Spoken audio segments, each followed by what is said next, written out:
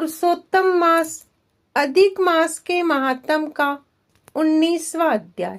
श्री सूत जी बोले, हे तपस्वियों, इस प्रकार कहते हुए श्री नारायण को मुनि श्रेष्ठ नारद मुनि ने मधुर वचनों से प्रसन्न करके कहा, हे ब्राह्मण, तपोनिधि सुदेव ब्राह्मण को प्रसन्न विष्णु भगवान ने क्या उत्तर दिया, सो हे तपोनिधे कहिए। श्री नारायण बोले, इस प्रकार महात्मा सुदेव ब्राह्मण ने विष्णु भगवान से कहा, भक्त वत्सल, भगवान विष्णु ने वचनों द्वारा सुदेव ब्राह्मण को प्रसन्न करके कहा। हरि भगवान बोले, हे द्विजराज, जो तुमने किया है उसको दूसरा नहीं करेगा। जिसके करने से हम प्रसन्न हुए उसको आप नहीं जानते हैं। ये हमारा प्रिय पुरुषोत्तम मास गया है। स्त्री के सहित शोक में मग्न तुमने उस पुरुषोत्तम मास की सेवा की है। हे तपोनिधे, इस पुरुषोत्तम मास में जो एक भी उपवास करता है, हे द्विजोत्तम, वह मनुष्य अनंत पापों को भस्म कर विमान से वैकुंठ लोक को जाता है। सो तुमको 1 महीना बिना भोजन किए बीत गया और असमय में मेघ के आने से प्रतिदिन प्रातः मध्याह्न सायं तीनों काल में स्नान भी अनायासी हो गया है। हे तपोधन, तुमको 1 महीना तक मेघ के जल से स्नान मिला और उतने ही अखंडित उपवास भी हो गए। शोक रूपी समुद्र में मग्न होने के कारण ज्ञान से शक्ति से हीन तुमको अज्ञान से पुरुषोत्तम मास का सेवन हुआ। तुम्हारे इस साधन का तोल कौन कर सकता है। तराजू के एक तरफ पलड़े में वेद में कहे हुए जितने साधन हैं उन सबको रखकर और दूसरी तरफ पुरुषोत्तम को रखकर देवताओं के सामने ब्रह्मा ने तोलन किया और सब हल्के हो गया, पुरुषोत्तम भारी हो गया। इसलिए भूमि के रहने वाले लोगों से पुरुषोत्तम का पूजन किया जाता है। हे तपोधन, यद्यपि पुरुषोत्तम मास सर्वत्र है, फिर भी इस पृथ्वी लोक में पूजन करने से फल देने वाला कहा गया है।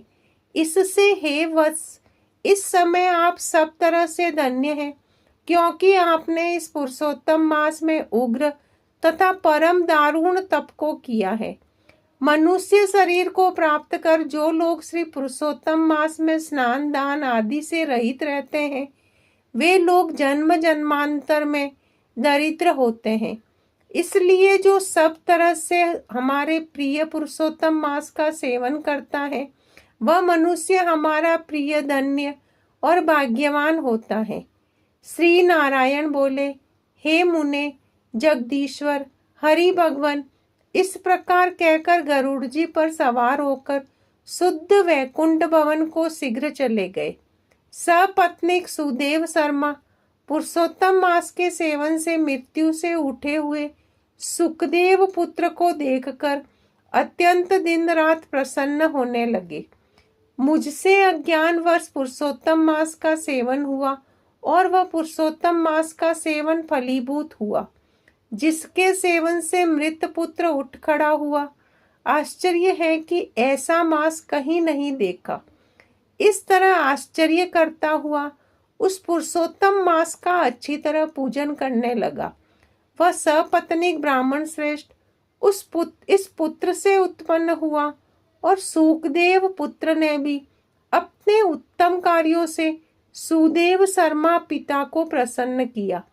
सुदेव शर्मा ने पुरुषोत्तम मास की प्रशंसा की तथा आदर के साथ भगवान श्री विष्णु की पूजा की और कर्म मार्ग से होने वाले फलों में इच्छा का त्याग कर एक भक्ति मार्ग में ही प्रेम रखा। श्रेष्ठ पुरुषोत्तम मास को समस्त दुखों का नाश करने वाला जान उस मास के आने पर स्त्री के साथ जप हवन आदि से श्री हरि भगवान का सेवन करने लगा।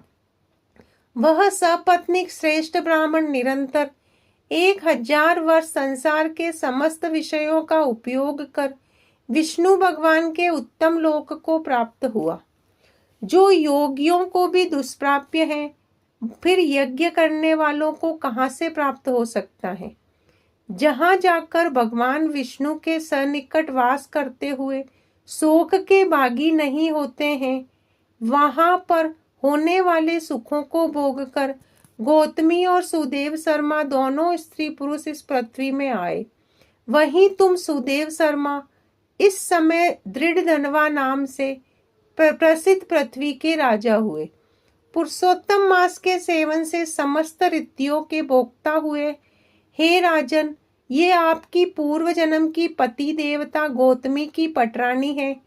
हे भूपाल, जो आपने मुझसे पूछा था सो सब मैंने कहा, और सुख पक्षी को पुनर्जन्म में जो पुत्र सुखदेव नाम से प्रसिद्ध थे और हरि भक्ति ने जिसको जिलाया था, वह 12,000 वर्ष तक आयु भोग कर वैकुंठ को गया।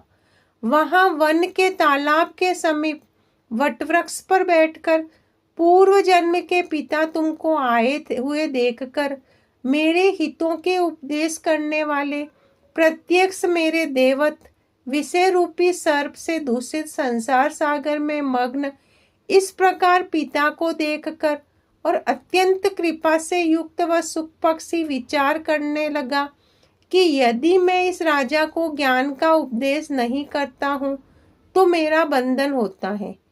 तो पुत्र अपने पिता को पुनाम नरक से रक्षा करता है, वही पुत्र है। आज मेरा ये श्रुति के अर्थ का ज्ञान भी वृथा हो जाएगा, इसलिए अपने पुनर्जन्म के पिता का उपकार करूंगा।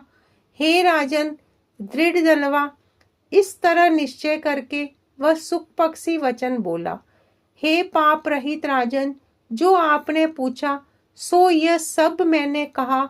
अब आप इसके बाद पाप नासिनी सरयू नदी को जाऊंगा। श्री नारायण बोले। इस प्रकार बहुत समय तक उस प्रसिद्ध यशस्वी राजा दृढ़धनवा के पुनर्जन्म का चरित्र कहकर जाते हुए वाल्मीकि मुनि की प्रार्थना कर असंख्य पुण्यवान राजाओं का राजा वाल्मीकि मुनि को नमस्कार करता हुआ कुछ बोला। इति श्री व्रत नारायण दीय पुराणे पुरुषोत्तम मास महात्म्ये नवदशो अध्याय। श्री हरि शरणम। राधे राधे।